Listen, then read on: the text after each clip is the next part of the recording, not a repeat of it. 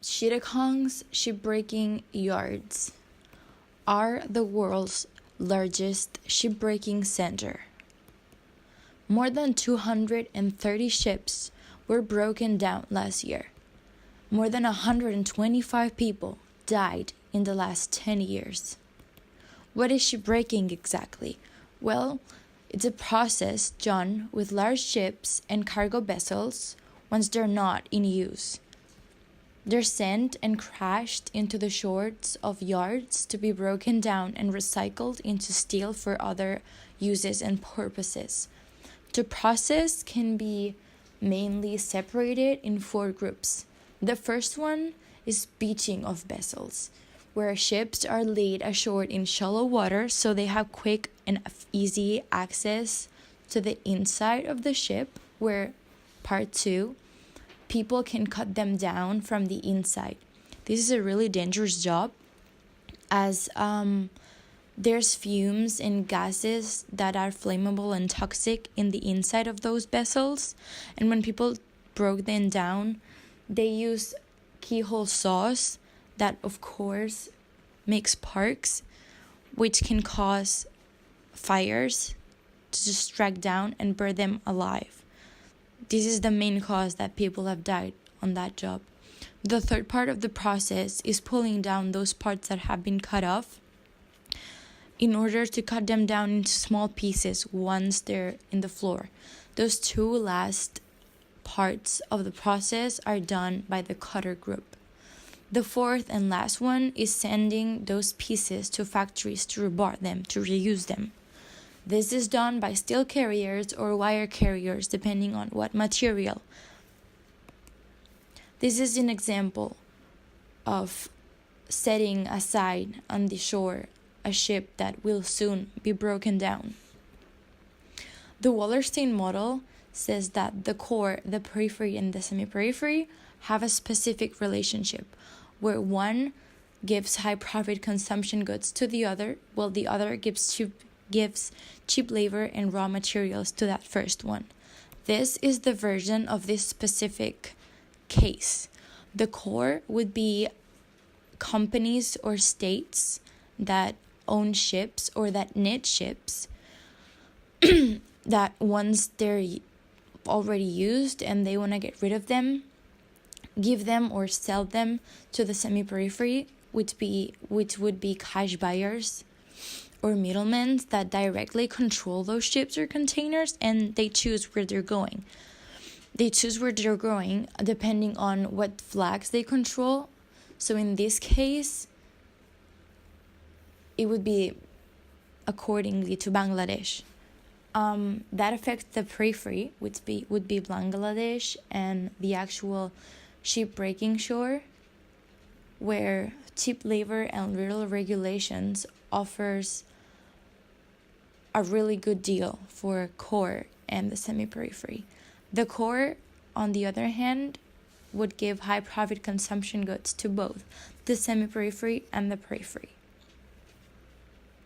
The semi-periphery would offer the core carriers and containers at their disposition anytime, and a place where they could just throw them away without affecting their home countries. Why would those countries choose Bangladesh?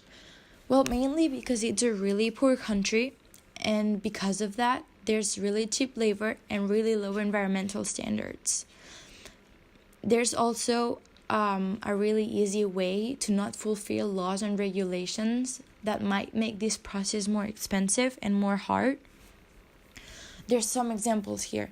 For example, Hong Kong Convention on 2009 said that ship owners and states could not be a risk to human health or safety or cause any kind of negative effects on the environment, because there's no regulation. Nobody applies this rule.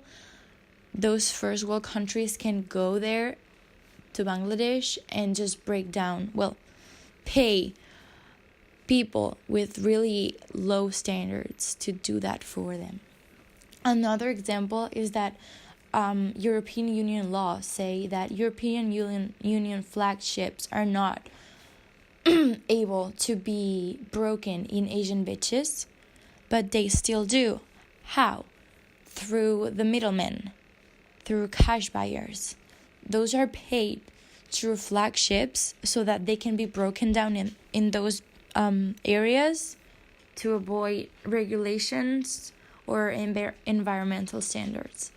Also, when some companies are sued for death or workers' injuries, they don't take responsibility for the accident, and then they blame the cash buyer, saying that their company did not know where their ship was going, that was choice of the cash buyer, who actually knew that there were poor conditions there, but that they didn't know.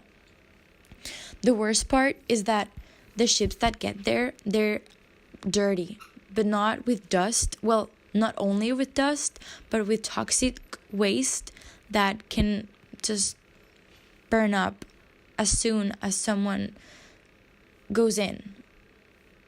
There's also people working in horrible conditions and exposed to constant danger, health and safety issues, putting their life in risk for hours a day. What's the local impact of this industry in Bangladesh? Well, we separated the local impacts into, firstly, we said that human health and safety was the most important.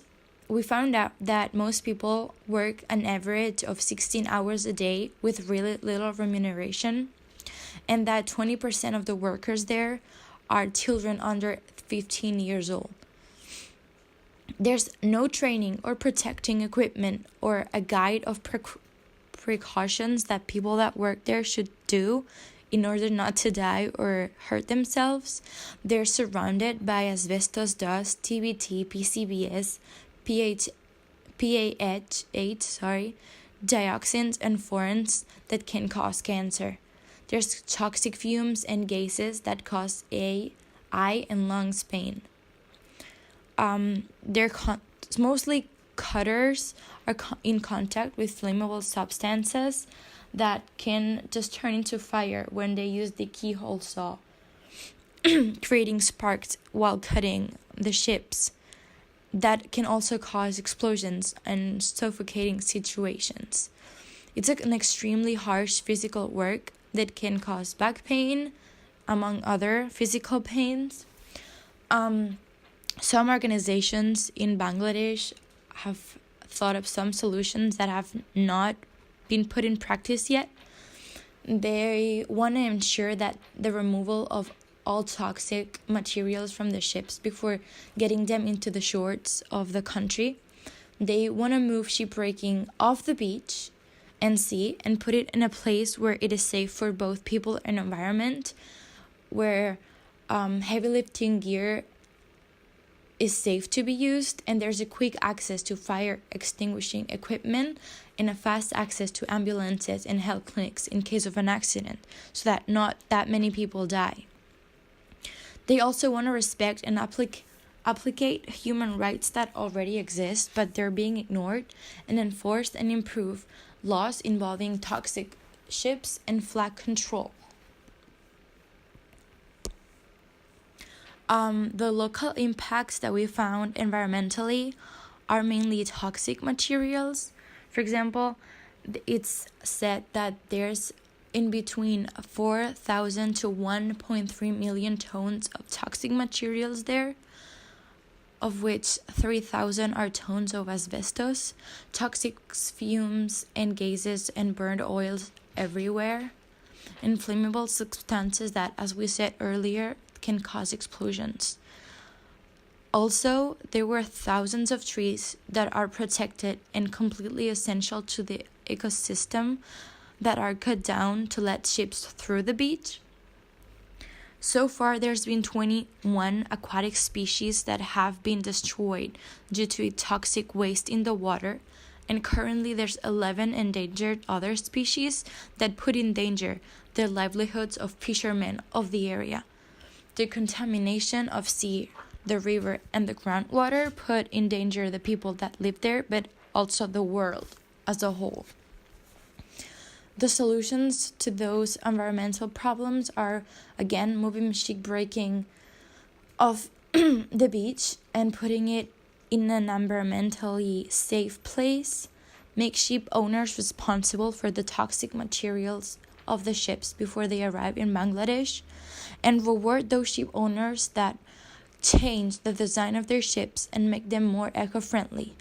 Also, make polluters pay in order to fix all the damage done so far, and replace hazard and toxic materials for cleaner alternatives. These are our references. Thank you.